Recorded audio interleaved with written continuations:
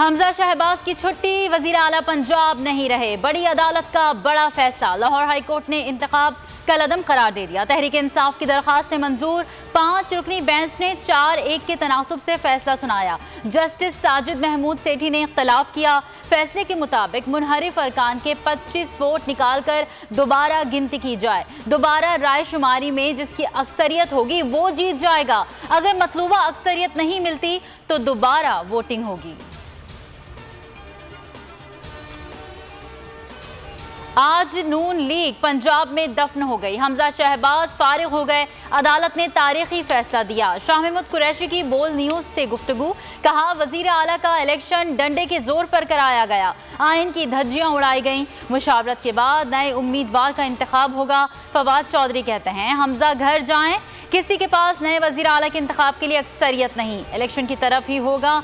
कि फयाजुल हसन चौहान बोले 6 आज़ाद अरकान से मामला तय हो रहे हैं। शेख रशीद कहते हैं मरकज में भी इंतशार फैल रहा है, अब शहबाज की बारी है।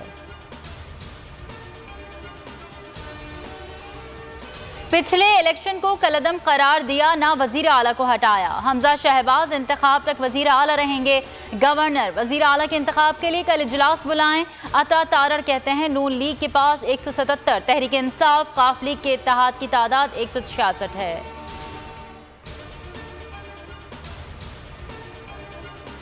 वज़ीर आला पंजाब बनने के लिए हुकूमत और अपोजिशन के मुतज़ाद दावे। हुकूमती इत्तेहाद 173 अरकान पर मुश्तमिल, इत्तेहादियों को मिलाकर PTI अरकान की तादाद 166 है। PP के साथ आज़ाद अरकान 4 और राह हक का 1 रुकन हुकूमत के साथ हमजा शहबाज को 8 अरकान की बरतरी हासिल।